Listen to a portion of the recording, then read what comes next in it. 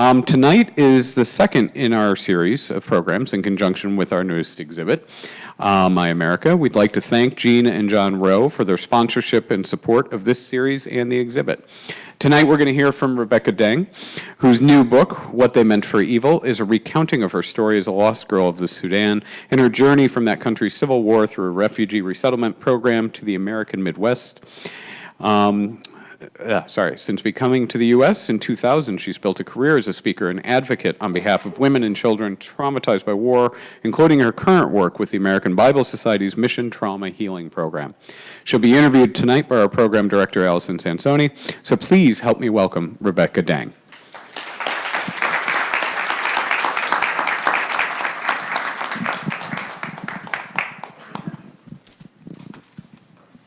Thanks so much for being with us tonight, Rebecca. This book is as much the story of your family as it is about your journey to America. Tell us a little bit about your childhood in Sudan, your village, and what your life was like there. So I was born in Sudan. Sudan used to be Africa's largest country. I came from a southern part of the country that is a country now that is called South Sudan.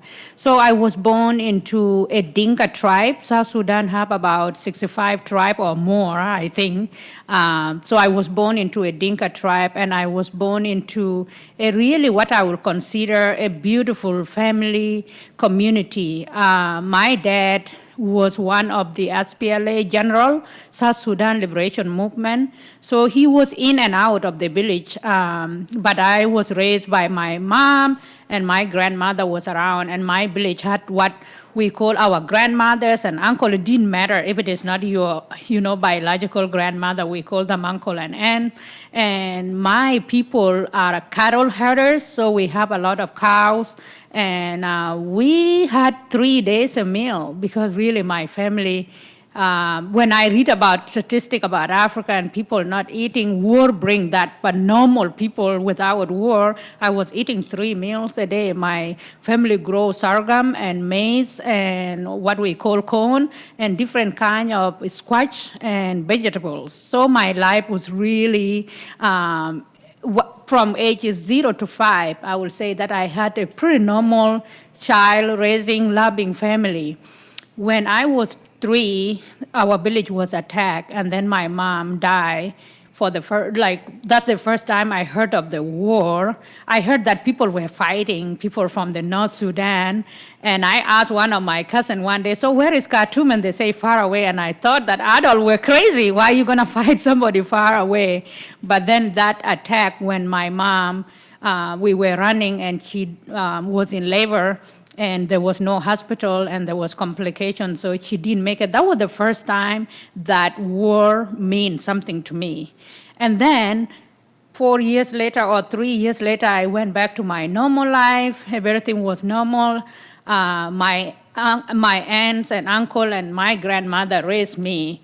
So I forget about the war. And then in 1991, when my village was attacked, that's what I remember, to be honest, and that's what I recorded, that's what I remember. And I was confused because when the enemies came and touched down our village and killed people, I was told that we're fighting the Arabs, right? But the people that show up kind of look like me, so I was confused. I'm like, what's going on? And then they're like, oh, these people that are together now with the North, and it didn't all make sense to me. But what happened from that journey, my uncle told me, hey, you know what, we are just going for a week. A week turned into a month, and a month turned into almost a year.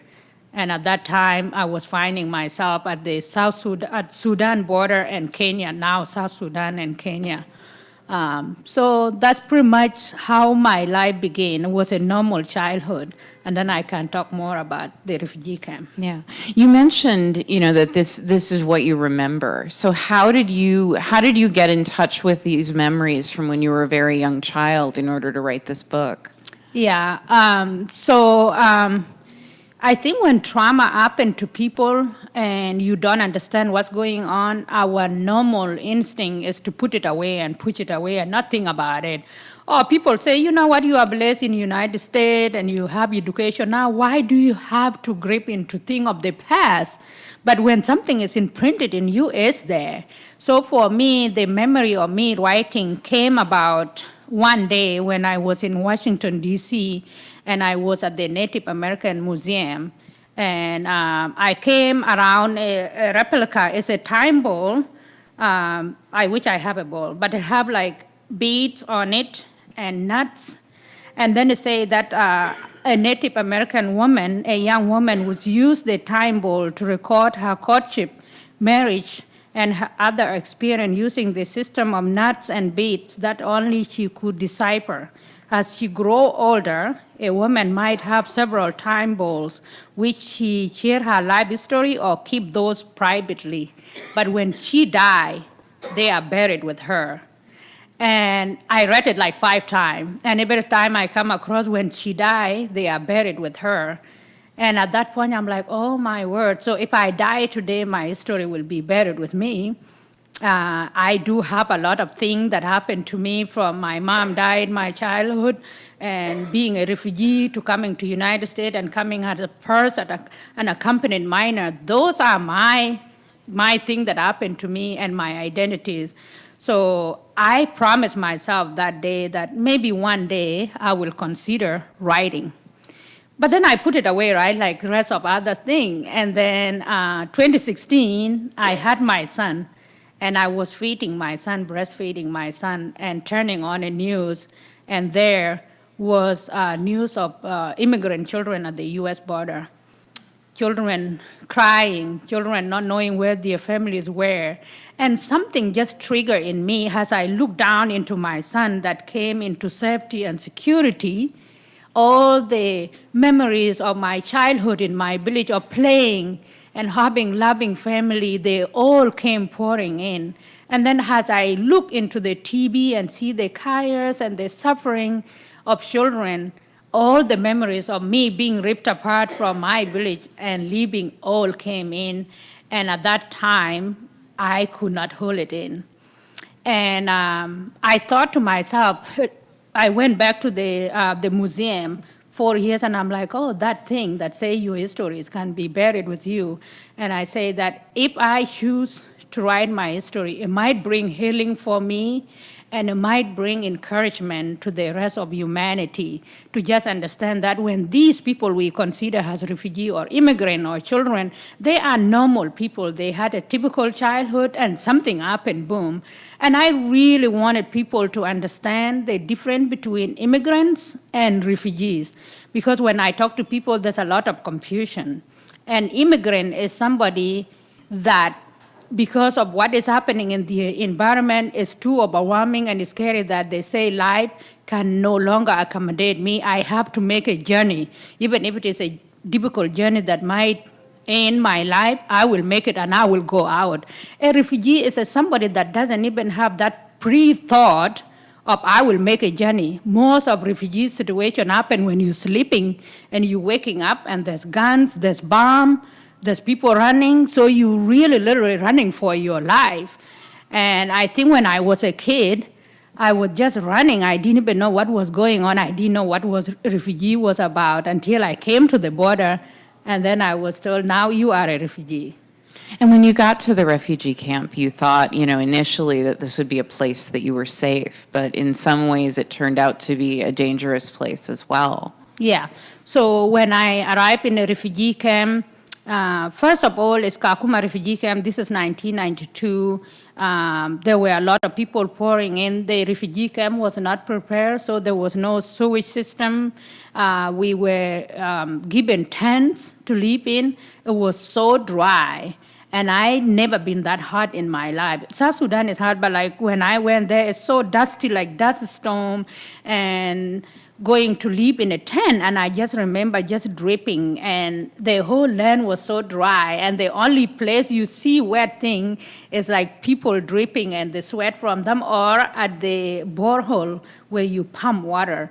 And that was really hard because I came from a place called Duke, and that place is close to the Sut in South Sudan. So it's really green. So moving from a place where you see greenery and all the wildlife, the wildebeest and the giraffe, to like a land that I didn't see butterfly, it was just so overwhelming. And the thing is, nobody was explaining to us what was going on. I remember asking my relative, what's going on? They say, oh, we're just here for now, and then we will go back to South Sudan, to our country.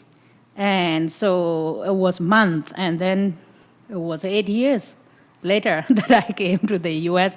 And there are still my family members and friends that arrived in 1992 that are still there. They have tried to apply to get out of the refugee camp and to have a better life, and they can, because other countries close their borders and they don't want to welcome refugees. And when I talk to people and describe what it means to be a refugee or being in a refugee camp, for me, this is how I describe it. Somebody else might describe it differently, but I say that living in a refugee camp is like being in a life support machine. You are not living and you are not dying. You are giving basic things to maintain you, but your hope and dream are killed. So you don't know. So if you have a generation, like people that arrived in 1992, the babies were born there, now they have their children. So you have a third generation. And what is the loss that we're doing to humanity? Those kids can be doctors, they can be engineers, they can be contributing because they hope and they dream. And when you meet somebody from a refugee camp, one of the things they say that I want to go to school, they have those dreams, but there's no structure in a refugee camp to do that. And so people like us are responsible to do that. And for my book, I see my book as a conversation starter where we can talk about those issues and really an opening floor for new American like me, and all Americans that have been here and have seen things on one lens. And maybe bringing in new people that have a fresh eye is a good thing, to be together and have a dialogue and why. And changing a demonizing voice around, like these people are just coming to take advantage, or these people are coming to do this. It's like, actually, these people come here because there's no choice for them. They don't, like taking advantage of somebody else is the last thing in their mind. They just want to get out. And They want to be safe. Yeah, and be safe. Like what all humanity, all of us want security. All of us want to be loved and accepted, and that's what they want. You you found a teacher in the refugee camp who helped you apply for the resettlement program. What was that process like when you coming to America? Yes, so when I become a woman, when I got my first period, there was a man that asked my uncle hand in marriage. But in our culture, in a Dinka culture, a man have to pay dowry. You don't just get married. And in a refugee camp, all the refugees men or whoever there's no jobs, right, for him. So he had to go back to South Sudan and collect dowry from his sisters or whatever, do business, I don't know. And at that time, so they say, go to Sudan, collect dowry, give this girl a year so that she can be a woman and be trained to be a woman, and you can come and marry her. He was like 30 years old. I'm like 15 or 14, going to 15. One of my teachers, and then at that time, actually, I was pulled out of school, and my uncle's wife teaching me how to cook all of these and making embroidery, and me always really, I was not successful. I will just do the needle and my hand will bleed. So my teachers, I went to do exam. One of the things that I asked my uncle, I have to show up for exam. And I went and took exam, and I passed the class to go to the next class. And then my teacher took note of that. He's like, you haven't been showing up here, but you just came during exam week and you did really well. Have you heard that there's a program going on, the Lost Boys and Lost Girls of Sudan? I say, no. And he say, well, you can qualify because one of the qualifications is that you are an orphan, you don't have mom and dad, and that you would like to go to school. And I see you doing well in school, and you don't have mom and dad. And your uncle family is raising you, and plus two, you are being married off. It might not make sense to you, but you are really young. you should go. So I said, okay, I will apply. So he took me. I give him a fake name here for identity, for protection. So he took me to the UN, and I met there with somebody, a translator, and they asked me, and they interviewed me. The interview was long. They asked you a lot of questions. Sometimes it could be confusing or intimidating. And then I was sent back, and then I was about to come back, and they asked me for the Roshan. We are given a Roshan card, which doesn't have a name, but it has a number, which is connected to your file and all of that. I didn't know really how to read. And one of the things they find out was that they're like, this is not your card. And then I'm like, oh, my uncle, why? Because local people start attacking people at a time in a refugee camp. So my uncle, wife took my card, my Roshan card, sold it, and traveled to Sudan. And then she came back and bought somebody else. I don't even know where they buy them. Give me There somebody. was a mix-up with the It was a cards. mix-up. And then so she's like, oh, this is a huge problem. You might not go to United States.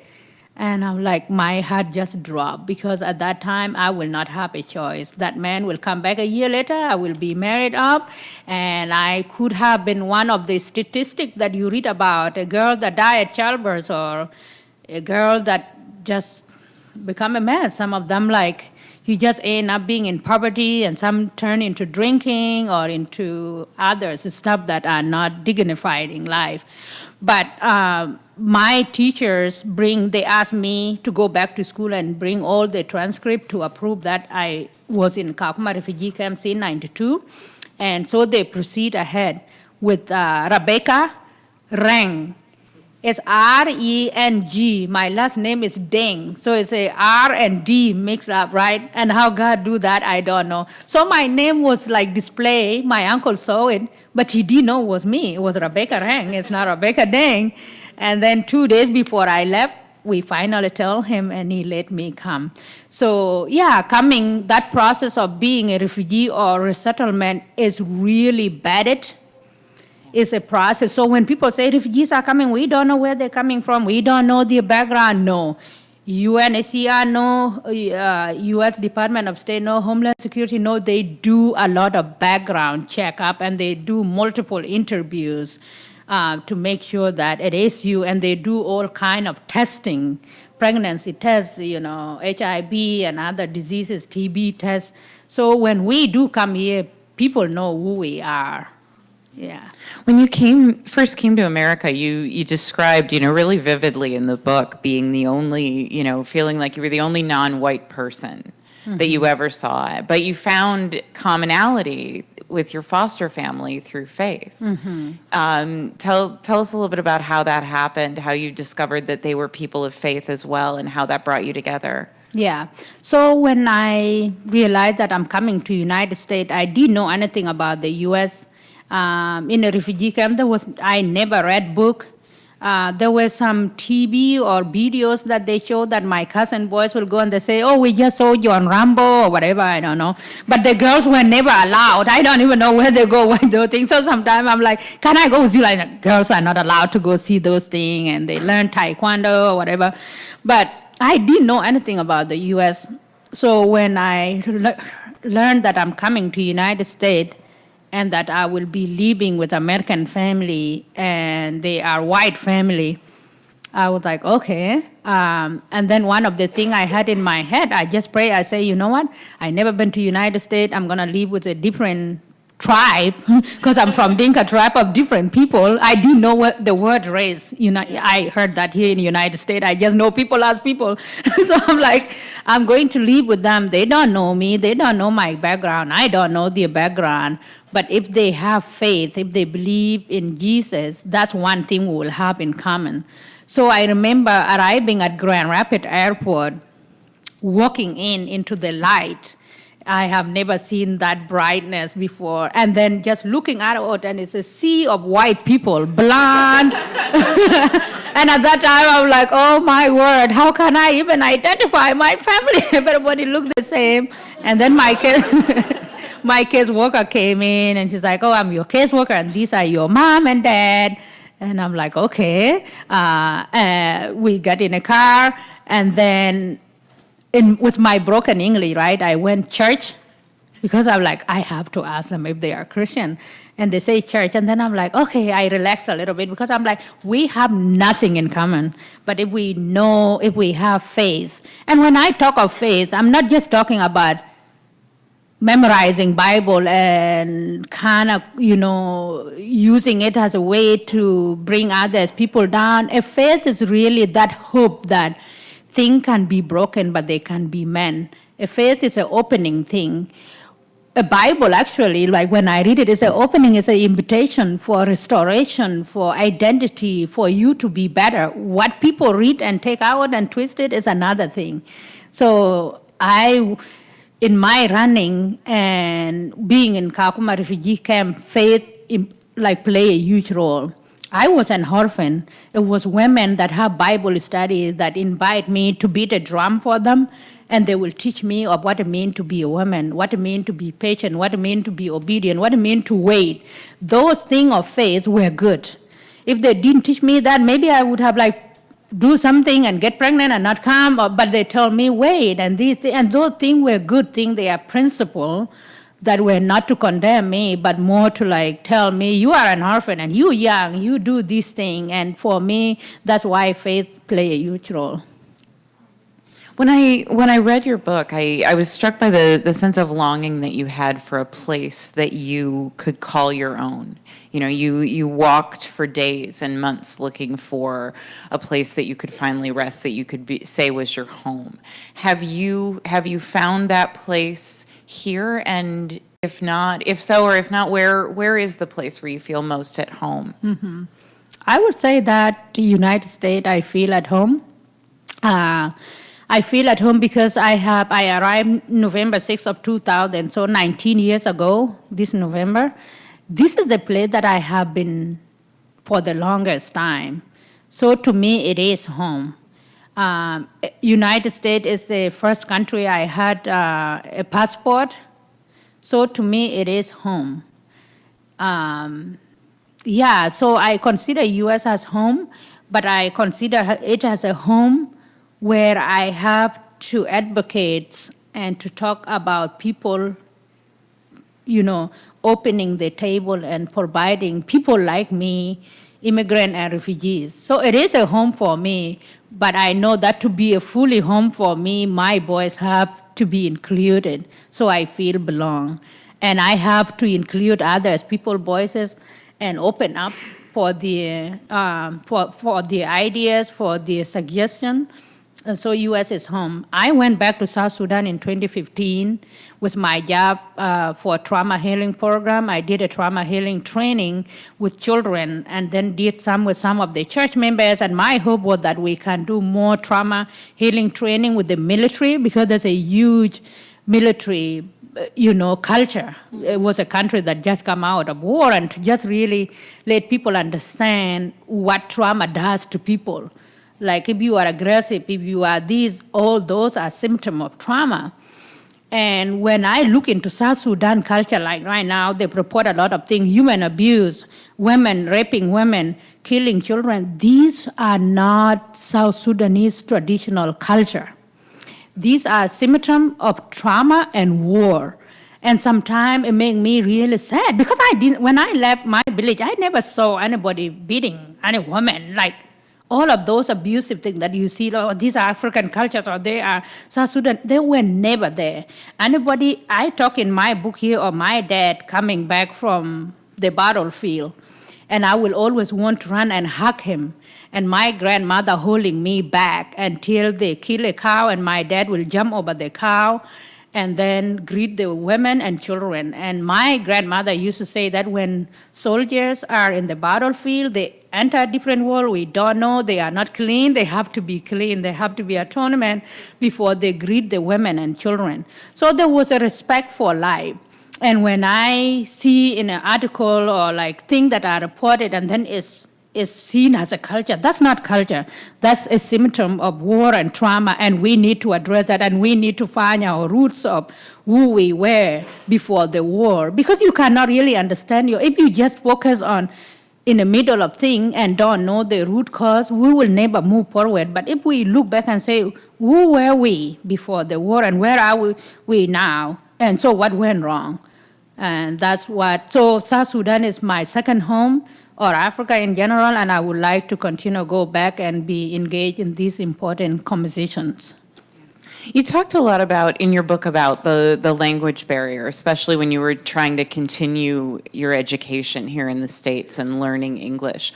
Are there still things that you feel are best expressed in another language? Or when you were writing this book, did you think, if I could just write it in, Yes, many times. I get so frustrated many times. There are just things in your heart language, even like the way I laugh, right? I can talk and joke in English and laugh, but like when I'm among my Dinka people and say something, I will just have that uncontrollable laugh that some people will think I'm crazy.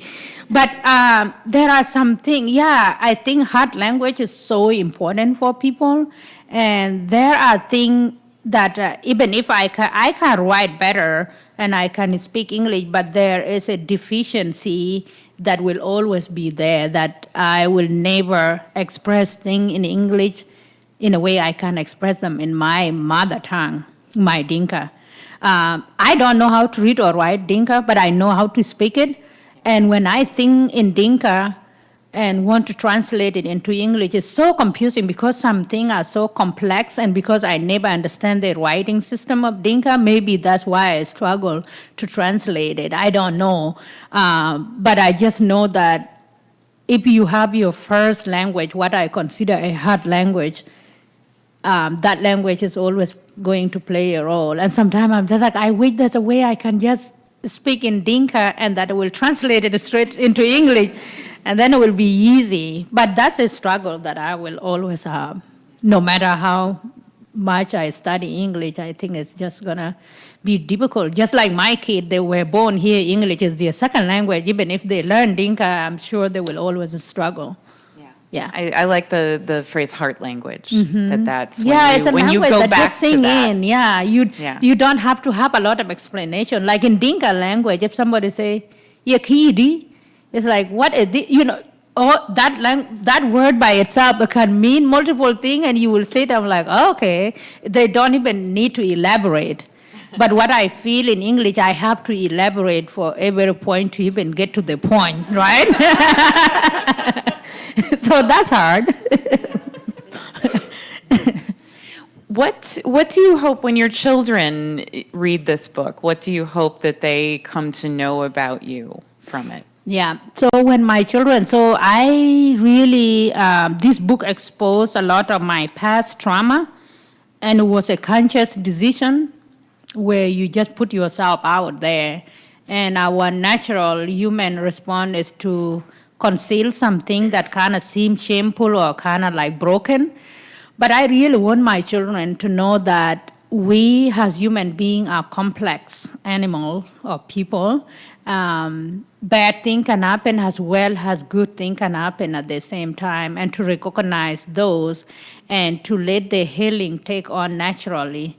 And I want my kid to neighbor, because I don't know, they are born into safety and everything. I want them to always know others, people that they might read in a newspaper or has a number, has a statistic, to have a respect for them, because those people, they are just like them. They just happen to be in that country or in that situation that they are suffering. And I also want my children to know that no matter what life bring in their life, if there's a brokenness or something, that's part of human being, and that is not the only identity. So exposing my trauma and explaining it and putting out there, it was to encourage them, hopefully to be courageous one day if something happened in their life, and be like, my mom have been there and she did it, or people like that have done it before, I can do it. Or even not for them, that they can encourage their friends that are in that situation. Is there a part of the book that you'd like to read for us tonight? Yeah, I can read from I can read a little bit of my village, the description of my village. Um, so this is back in South Sudan, Jonglei State right now, in the area of Dukpadiet. The village was called Arwai Mayen, but it doesn't exist anymore. I actually never been to Dukpadiet. I don't know where it is. I grew up in Arwai, and then I left when I was 5, going to 6, and I grew up in a refugee camp in Kenya and came to the U.S. In 2015, when I went back there, I wanted to go to Dukpadiet, but there was a lot of insecurity going on, and I couldn't go. So I hope to make a trip there and see that place. But I'm going to read now, describing my grandmother garden. So I love Coco garden. It had so many colors and variety of food, green vegetables, red tomato, sorghum, okra, pumpkin, colorful maize, squash. I love watching Coco walk in her garden because she would rustle up hundreds of butterflies and dragonflies that flutter through the crop, kissing leaves. And the birds in the garden, they were colorful too, red, yellow, black hats, blue, turquoise, golden, yellow, all beautiful. Coco would often talk about birds and shout to them so they can run away and not eat our crops. I love harvest time when the women would grind fresh corn, sorghum, and others grain. The air around give up slightly sweet smell. Sometimes we, the children, were especially called to come if we are disciplined and good. The women would peel the sorghum stem and give it to us to eat. The sweet smell would fill my nose. I would bite off the husk, and then I would take off the leaf and open the stem. Sometimes the inside was vivid red. We called these Dobbs wine. It was like a candy. I love looking at all the colors of our village. I saw aluk, which was a kind of grass, which is tall, golden grass. It was like thousands of yellow cats turned upside down. The fuzzy top of the grass always make me feel good. And everywhere I look our huts, I saw the greenest green I ever saw. Coco said our land was the greenest place in the whole world. Large pastures, she called it, made that way because the Nile River Sat and her tribute were so close to our village. We were only 20 minutes walk to the stream, and only a day walk to the Nile. So that is a description of my village. It was that beautiful. Yeah. Do you want me to read another passage when I came Yeah, to the border? did you want to read the part about the Statue of Liberty when you came here? Yeah, I can read that. And then we'll take a few questions from the audience.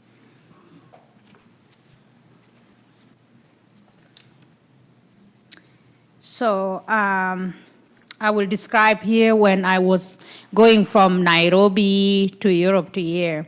So for the next 24 hours, I went from flight to flight from Nairobi to Amsterdam to New York City to Grand Rapids. And each airport, someone meet me and help me get to the next flight.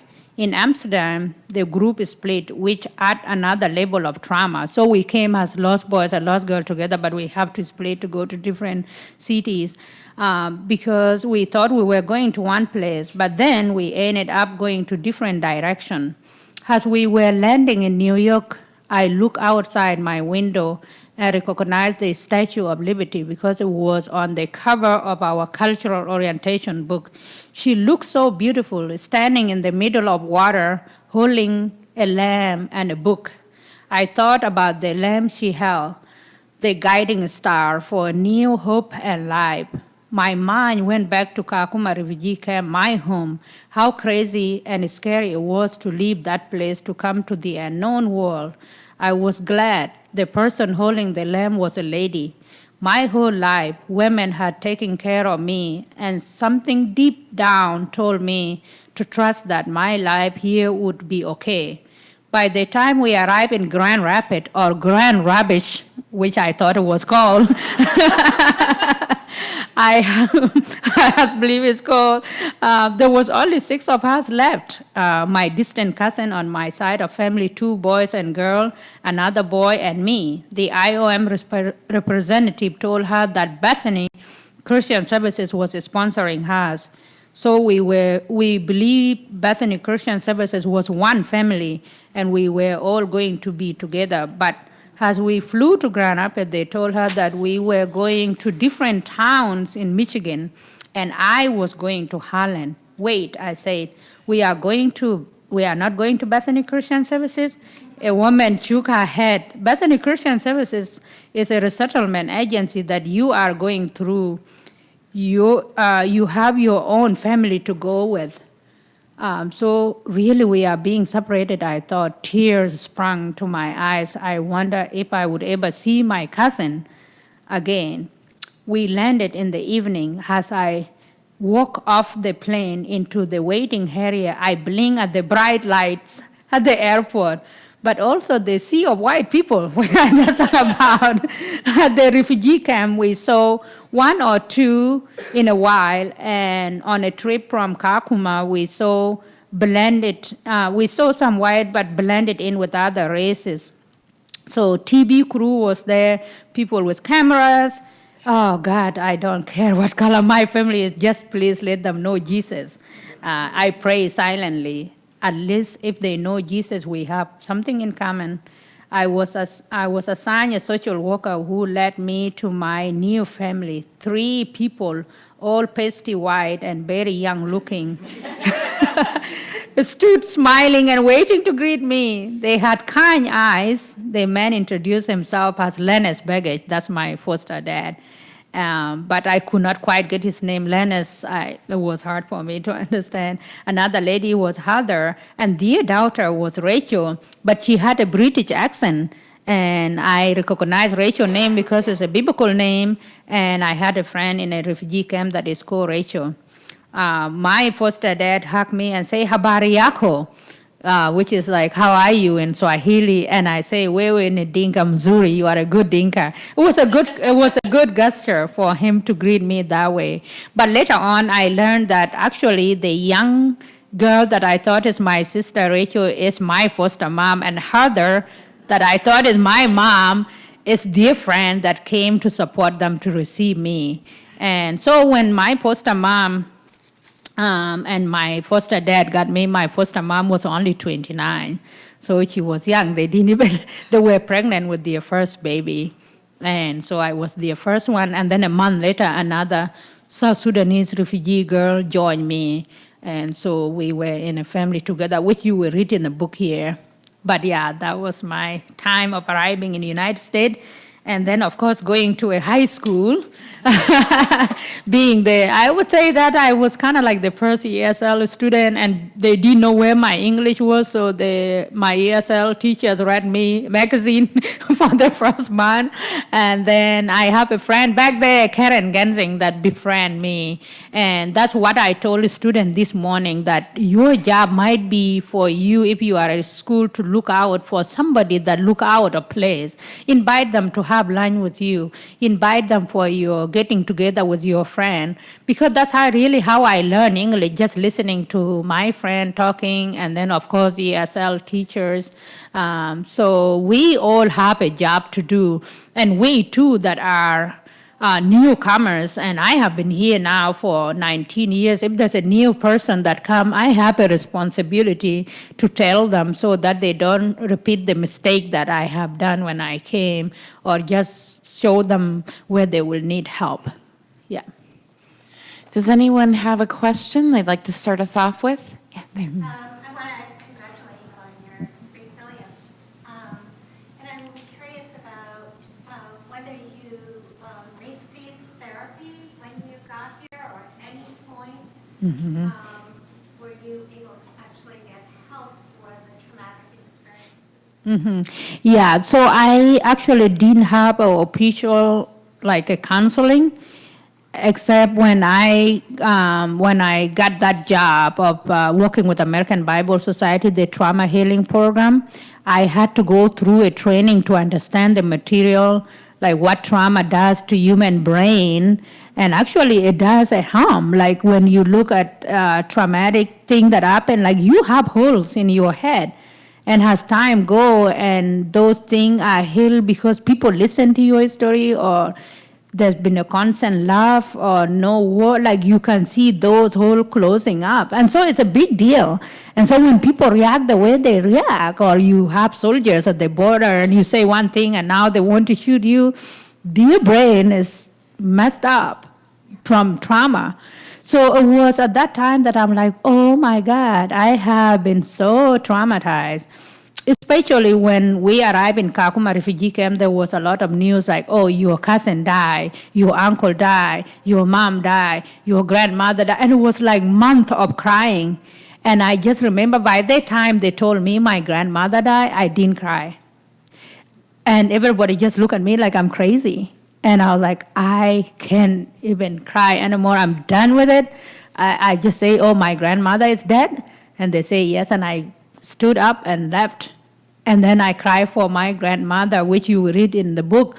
And 2014, 15 in New York City at a conference that I went to, and there was something that just triggered, and I left, went to the hotel, and that was the first time I mourned her. So yes, these traumatic things that happen take a long time, and sometimes what I tell people is that for a refugee or immigrant, maybe coming and talking about trauma right away is not the right thing, because you have to, because they just came out of like, this is what I say. So when a trauma is happening to you, it's like when you're swimming and you are under the water and you really just focusing on getting up and breathe. That's what trauma does. So like even like when a trauma is happening and talking to the person, it doesn't make sense. Like they have to have a safety environment. And so that's what I say when refugees come here, they have been just focusing about surviving, and now they are in the United States. And the first 6 months or a year or years could be just making sense of like, okay, so how did I end up here in the U.S.? What happened to the rest of my family members? Oh my God, I lost my family. My village was, so you making sense now because you're becoming a human. And your mind is asking those questions, but when you were running, you don't have time to ask, you just want to be safe, right? And I think that is a critical part of people coming in and addressing those trauma. So my work helped me. It helped me when I go through children trauma healing, especially when there was a lot of death, or like when I asked my uncle, when we came to the border and just like, what is a refugee? Oh, somebody that is kicked out of the country. Oh, I'm not a refugee. I'm Rebecca Deng. Well, shut up now we are here. So there was just a lot of things that I didn't understand. And as a child, we always think children, they don't need to know. But children are smart. The best thing that can happen is sit them down. Hey, I know that John or Dow or like Achol or whoever, your friend, they used to play with you and they didn't make it out of village. How do you feel about that? We know they died. There was nothing like that. So of course, has the lost boys and the lost girls, or for me, I never went to Ethiopia. A lot of lost boys went to Ethiopia, and some of them are here tonight. You can ask, they can share. They left as kids. And these things happen to them. Nobody ever talked to it. I think about it. Nobody talked to me about why my village. They just say, we are running, we are refugee. And doing a trauma healing training give me an eye and a heart for refugees or children, immigrants that are in that situation, and women. And I think that people need to be explained why things are what they are. Or some kid, for example, there was a girl, a friend of mine, when we were running in the world, she was like 5, going to 6. And then by the time I arrived in Kakuma 92, I turned 7. But then she started like peeing again, like wetting bed, and people just make fun of her. But now that I understand trauma, it might be like things that happen that make her like that. But then she was being making fun of and more traumatized because of that, instead of being like, are you scared? Are you thinking of bomb coming? Yeah, so for me, that was the first introduction to counseling. And now that I'm like 34, actually today, for my own self, right now that I'm 34, I'm going to see a counselor on different stuff about life. But the thing is, counseling is so stigmatized and is seen for crazy people. So there's like, oh, are you talking to somebody? Are you crazy? But like, no, like the thing that happened in life that you just need a professional to be like, why am I feeling like this? Or even to know your own self. When I used to go to the fireworks, for example, it will go up, right? It's so pretty. But every time there's a boom, boom, my stomach do something different because my body have registered that sound with bombs in the war. So it was for me to like, okay, it's going to be, it's pretty, but then that one is going to. So as I pay attention to my body, I overcome that fear. Same with dreaming, right? Reoccurring dreaming. For me, when it's like 9 o'clock at night, I'm not going to watch news about bombs or, because it's going to make me have reoccurring dreams. Yeah, so it's kind of identifying that and working with what you have, but telling people like, you should just be thankful you're here now, forget it. Nobody forget things happen to them, but you can make peace of it and then know what are the triggers and where to get help. And really, most of the time, getting help is what I want to focus on. People need to get help. It's okay. It's okay to not be okay. Yeah. Yeah. My name is Jock Well. I'm really grateful Rebecca Deng, you came here to share your story. As a lost boy myself, a lot of people ask us, where are the girls? Where are the lost girls of Sudan? And for you to write that book, to share your story as a lost girl, it's really incredible. Thank you. That's what you just said before about, being here and gratitude. The life we lost boys and lost girls went through is a traumatic, and I think you wrote it very clear in the book. Mm-hmm.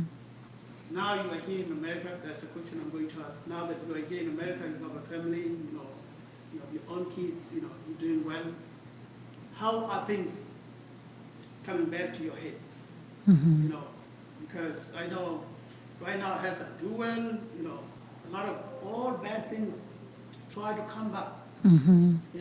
and they give me a lot of hard time right Mm-hmm. now. Mm-hmm. How do you handle that? Because I know you're doing well. I'm Mm-hmm. doing well here. Mm-hmm. Everybody is doing well. You have blood, food. Mm-hmm. How are you handling all those kind of things? Yeah. How they come back to your family? Mm-hmm. One of the things that I focus on right now, and I recognize this for me, I had a struggle for the long time with what they call the survival guilt, where you like, okay, I have made it, the rest of people didn't make it, so therefore I have to just respond to every emergency of family members asking me, give me this, even if it will drive me down, because you know what, I should be thankful I make it, I'm here, and they have not, and that is survival guilt. And it was hard for me to come to a sense where I'm like, you know what, I'm human, and this is my life. I don't understand why I end up being in the United States and not that person. I will never understand it. But this is my life too, and if I am not well, if I'm not good, spiritually, mentally, and if I can't pay my bill and send all the money, which I know a lot of lost boys do that, and girl, send everything you have, you can be evicted from your apartment, and if you are on the street, you cannot even find a job. So I narrow it down to like, you know what, you cannot give what you don't have. So I have to have my house, I have to eat well, I have to sleep so I can focus on working, and then what I have, I will share it, but if I don't make it to like sharing that, I'm okay with being Because the thing is, we get double thing, right? You being called by you, oh, now you think you are rich, you are American, you're there, you're not paying family, you're not doing this, and then it make you feel bad. So most of the time, what I do really is that I switch off my phone, and I'm like, I'm gonna sleep, and before I used to just be like by the phone all the time and worry, and then I will not have a good night's sleep. I'm like, no, I'm gonna switch off the phone at 8 p.m., and I'm not receiving call from overseas. And then tomorrow I will deal with it again, and I'll call them. And if I have extra to share, I will always share. But I think dealing with that survival guilt of saying, hey, I have a life. I don't know how I end up here, but I am here, and I have to focus. And if I can give what I don't have, if I'm not well, I'm not going to keep helping you. And I know a lot of you lost boys give up your dreams to build dream of people back home. And that's good, but you have to be well to continue that. If you're not well, there's no way. And you know what? Culture change, it might be just a changing of culture now for us, and we have to come to terms with that and be okay. I have been called name, I've been like whatever, but I was like, for my own sanity, I'm like, I have to be well to give.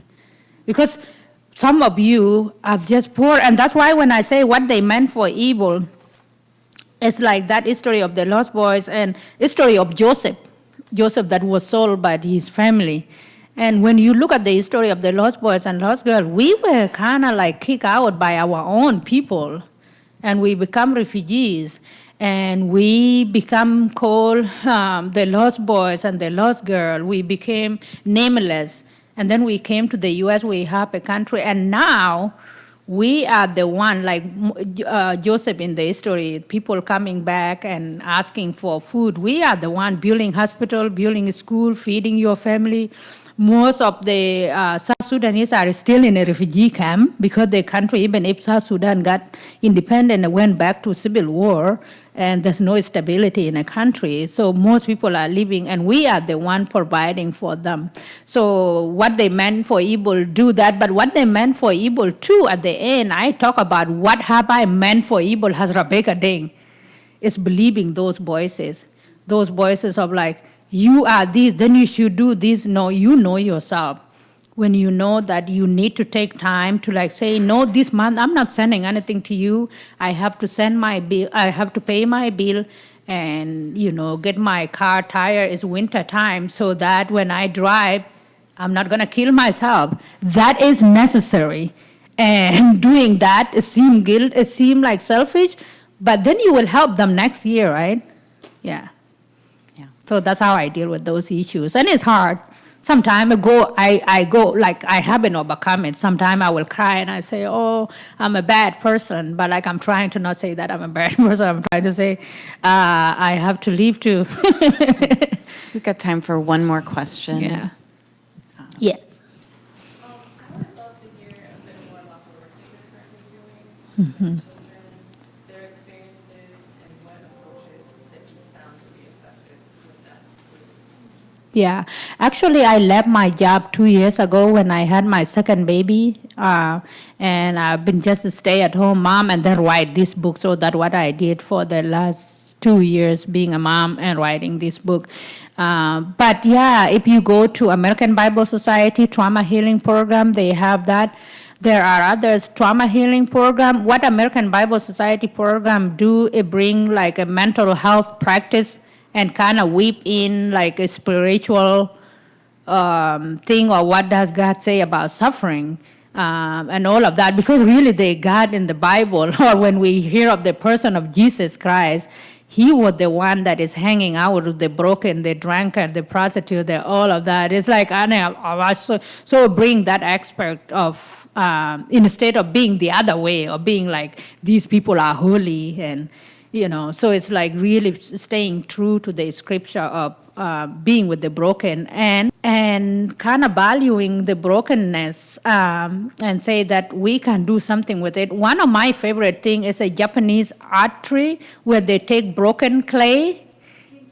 I would love to go to Japan and learn that. But then like when something is broken, they take it and they pour gold and silver and mended and become more valuable and beautiful because of trauma, because of what happened to it, and that is resilient. And then another thing too, I was talking the other day with my husband and friend about, like, it was interesting in the Bible when you read about Jesus, like Jesus is resurrected, and then it say, put your hand on my side, and there was a hole, and you're like, wow, it was a powerful person and a God person. That hole could have been closed, but it's like there was a hole there. So it kind of tell humanity it's okay to be broken. It's okay to, to not be whole, but walk on that journey and make it authentic journey of healing and being better. Yeah. If you don't yet have a copy of the book, you can get one from our bookseller, Seminary Co-op. There in the back. Rebecca will be signing at the back of the room if you'd line up along this side once you've bought your book. Thank you so much for being here with us tonight, and thank you, Rebecca, for telling your story.